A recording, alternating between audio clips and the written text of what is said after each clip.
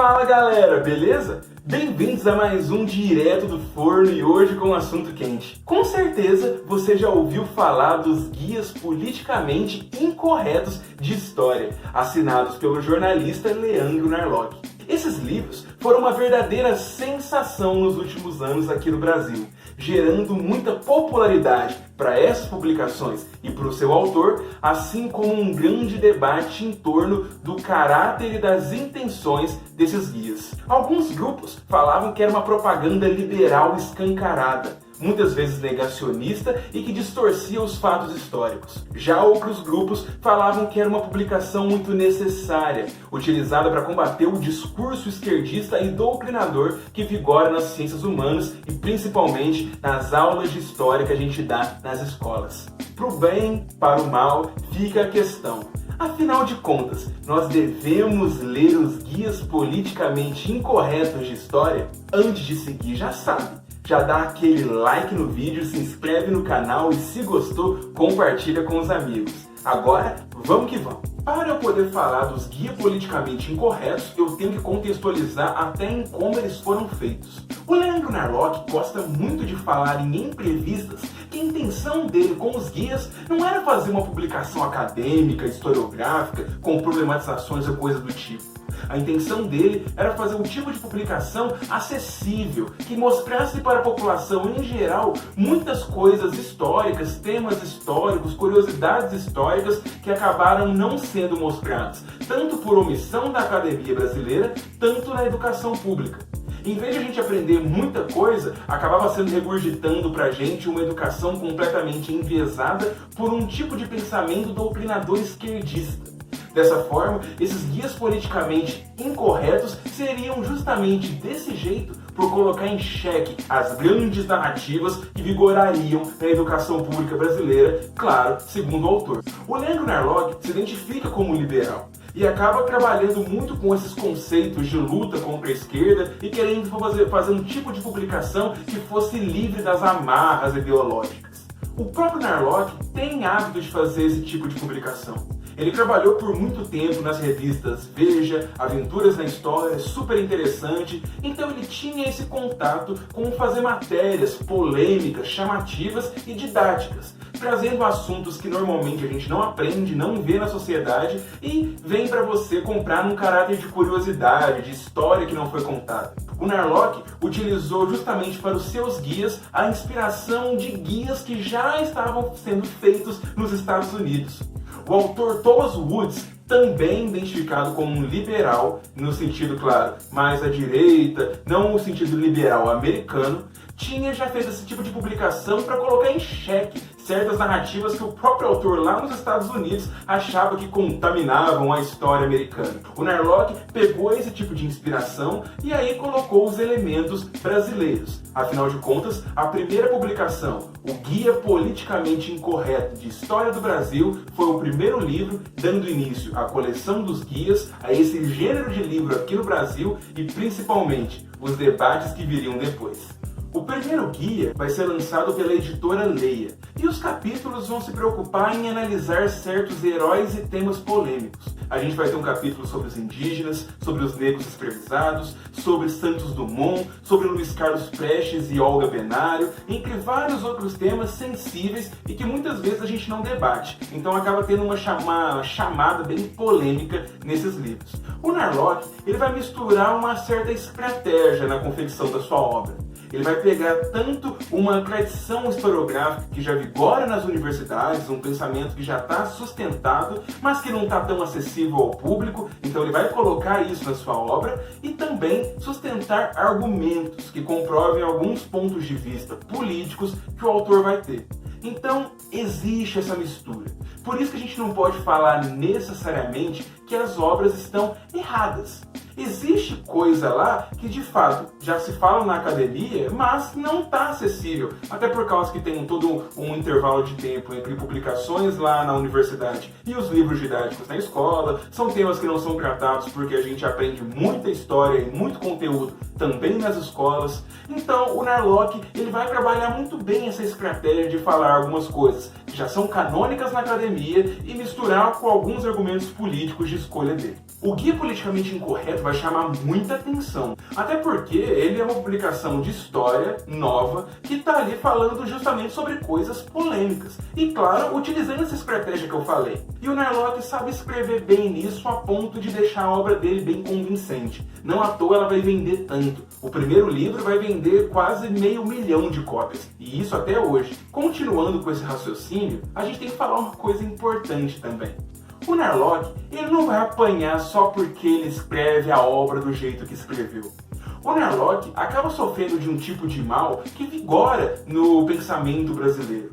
É o tipo de pensamento que já ataca pedra em qualquer tipo de conteúdo que não cumpra necessariamente os recortes e regras exigidos pela formação acadêmica.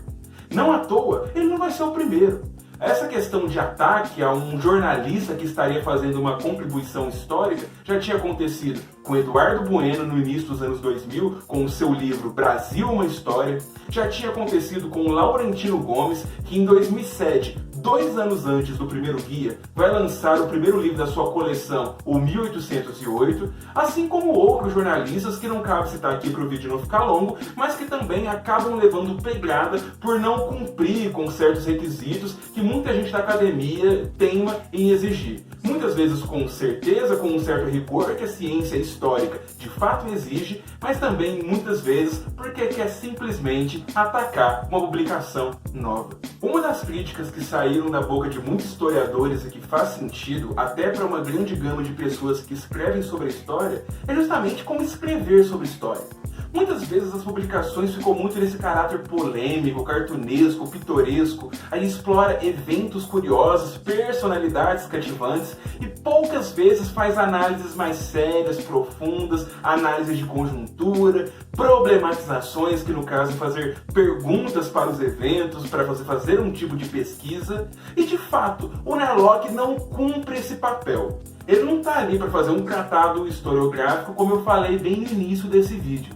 A intenção dele é vender livro, é transmitir história, temas curiosos para um público em geral.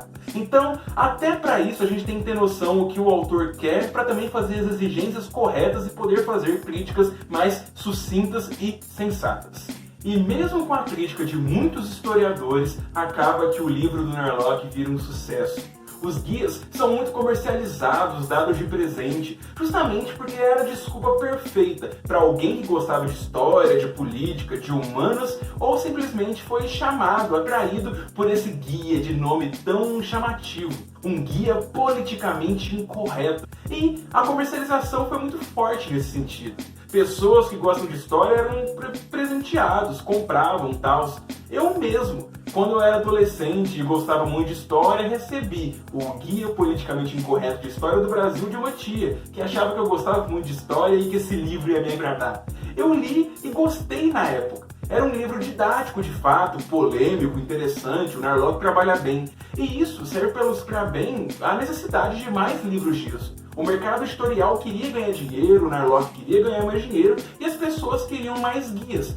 Em 2011 vai ser lançado no caso, o Guia Politicamente Incorreto da História da América Latina e em 2013 o Guia da História Politicamente Incorreta do Mundo. E eu mesmo faço parte disso porque eu acabei comprando essa coleção. A pessoa anterior a mim gostava desses livros, achava eles muito interessantes, polêmicos na medida certa e interessantes. Então eu acabo ainda tendo a minha coleçãozinha de guias politicamente incorretos. E é por isso que eu acho que eu posso fazer esse vídeo justamente falando. A gente deveria ler esses guias, eles são realmente boas ferramentas, boas publicações, ou simplesmente ferramentas de crítica ideológica que a gente não consegue tirar nada disso aqui. Argumentando pelo lado positivo, são livros que realmente chamam a atenção. Eles cativam você, te dão uma escrita envolvente, didática, acessível, polêmica, e você acaba gostando mais de certos temas históricos. Muita gente acaba falando, e a gente começa a reparar isso quando a gente ouve pessoas conversando em programas de entrevista, podcasts e coisas do tipo, dando algumas informações que você sabe que saíram do Guia Politicamente Incorreto. E, de qualquer forma, o mérito principal disso é que as pessoas estão falando sobre isso. é um mercado, é uma coisa interessante. Então o Narlock realmente cumpre esse papel. Ele induz, ele cativa, ele chama atenção e pode ser que pessoas comprem esses guias, leiam, se tornem interessadas e acabam seguindo carreira de historiador, como foi o meu caso. Outra coisa que dá para falar que seria positiva é que, querendo ou não, o Narlock, nessa questão de polêmica, didatismo, acessibilidade, fazer um livro que parece uma revista super interessante, ele acaba trazendo algumas predições historiográficas que já são mais formuladas, mais escrituradas na universidade e que ainda não chegaram nas escolas por N motivos, como o intervalo que uma ideia chega em livro didático, ou por desconhecimento de professores, enfim. Então, assim, ele acaba fazendo a gente pensar em coisas que a gente não pensaria, fazer reflexões sobre algo que a gente não faria, promover debates mais interessantes, pesquisar outras coisas para ver se é aquilo mesmo. Então, sim, acaba que ele tem esse mérito positivo. E acho que dá para fechar toda essa argumentação positiva dizendo que ainda vigora no Brasil uma certa descrença em publicações de historiadores para um público em geral. Seja por desinteresse, seja porque muitas pesquisas simplesmente não são comercializáveis, seja por ego dos pesquisadores, seja porque uma pessoa quer fazer uma coisa legal e as editoras não deixam ou não tem demanda para isso, seja por falta de habilidade de alguns historiadores, enfim, são muitas razões. Mas o fato é que existe um grande espaço por muito tempo no Brasil que não foi ocupado por pessoas que estavam na universidade. Muitos historiadores demoram ou não publicam coisas que seriam acessíveis ou úteis para a sociedade em geral. Acaba que tem aquela pesquisa que pode ter até um fundo social, falar de alguma questão que seria muito importante para a sociedade, mas que não chega à sociedade, não sai da torre de marfim das pesquisas e da própria academia. Então eu acho bem válido esse tipo de coisa de ocupar um espaço. E até porque o Narlock, fazendo esse tipo de publicação que a gente pode criticar, meio que incentiva muitos historiadores, no qual é uma geração que eu faço parte aqui com esse canal, de promover críticas, de dar sua opinião, de aumentar a qualidade, ou tentar pelo menos, do debate. Então acaba que eu acho que as consequências que podem gerar em termos de crítica, reflexão, debate, são muito positivas para a gente ler esses guias. Já no lado negativo, a gente pode encontrar muita coisa para falar. Como, por exemplo, o fato que um jornalista escrever sobre história do jeito que o Narlock escreve, misturando coisas historiográficas da universidade com alguns argumentos mais políticos, bagunça tudo e vem de um argumento fortemente politizado. E acaba que a gente pode criticar isso falando que sustenta certas visões que podem parecer unilaterais ou uma resposta verdadeira enfrentando uma academia esquerdista e doutrinadora. Quando não é verdade, as coisas não são simplesmente essa guerra entre uma opinião e outra, ou as pessoas não são simplesmente antagonistas. Existem muitos caminhos a serem trilhados, muitos tons de cinza, então é bem interessante ver que o Narlock tenta fazer essa batalha, é uma batalha que vai ser comprada por muitos conservadores, hoje em dia inclusive, e não é assim. E acho que isso a gente tem que deixar bem claro. Não existe, de fato, uma verdade imperando na faculdade e uma verdade que tem que ser mostrada, que é politicamente incorreta. E só por ela ser politicamente incorreta, ela é verdadeira. Não é verdade. As coisas podem ser do guia politicamente incorreto e serem também mentirosas, falsas. Não é uma cruzada, não é uma guerra tribal, nem precisa ser. Mas convence muita gente. Até porque o Narlock, para sustentar esse discurso cruzadista de nós contra eles, nós com a verdade e eles com a mentira e seus privilégios de professores que ganham muito e são doutrinadores, pega.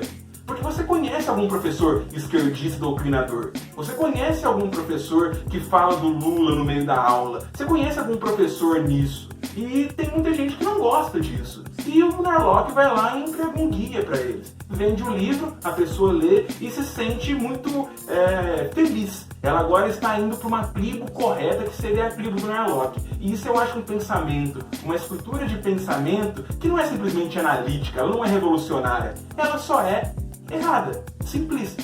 Eu acho que as coisas não são assim tão preto no branco, inimigos ali, verdade que na verdade está num grupo. Não é assim. As coisas são mais complexas que isso.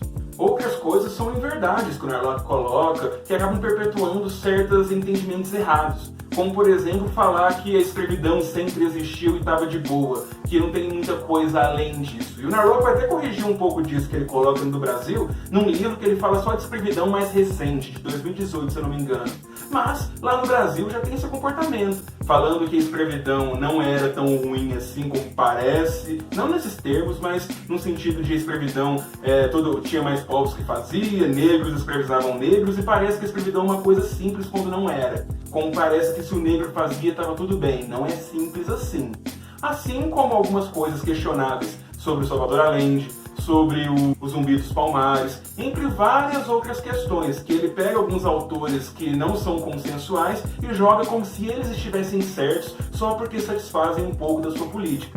Eu acho que isso é errado. E a gente poderia fazer um vídeo só analisando capítulo por capítulo, seria um trabalho, mas seria interessante, mas é para mostrar que alguns capítulos o Narlock forra bem. Na verdade, a maioria dos capítulos ele acaba fazendo justamente uma forçação de barra que a gente tem que problematizar e criticar bastante. E eu acho que a principal consequência negativa é o jeito que esse guia politicamente incorreto vai vender uma história com esse caráter político que o Narlock sabe que tem e sabe que ele passou, mas que acaba povoando a cabeça de muita gente que exige o fim da doutrinação nas escolas, da ideologia nas escolas, e eu acho que é a mesma questão. Ele pega um problema que existe uma certa influência política, alguns certos comportamentos que são atacados, como por exemplo professores esquerdistas atacando alunos liberais, e existe inclusive professores conservadores ou direitistas que atacam alunos esquerdistas, acontece, mas o Narlock acaba contribuindo com essa tese que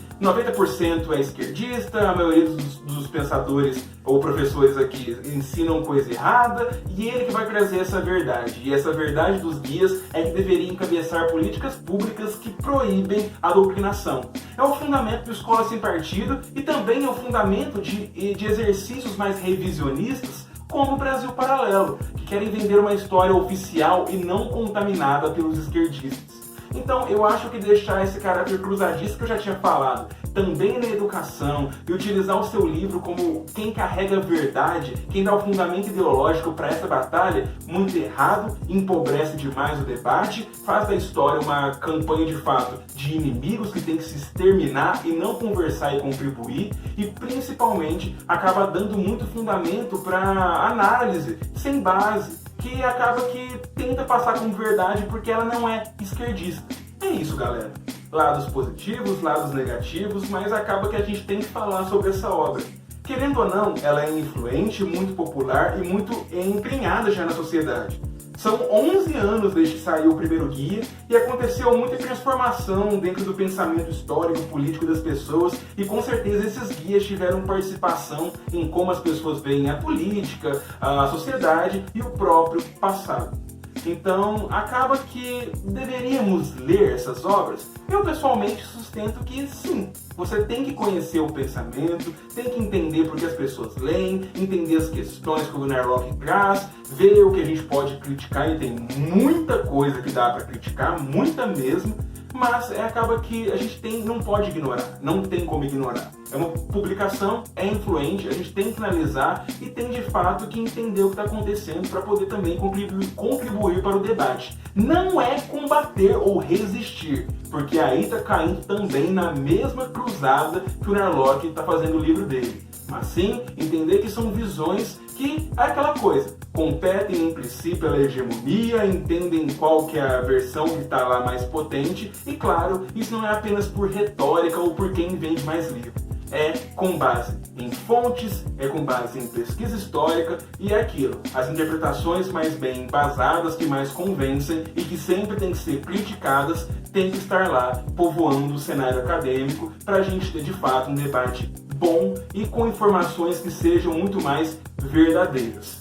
Acaba que eu quero perguntar para vocês: vocês acham que os guias devem ser lidos? Vocês acham que eles devem ser combatidos? Vocês acham, inclusive, que eles deveriam ser proibidos? Deixem aí nos comentários e digam também se gostaram desse vídeo.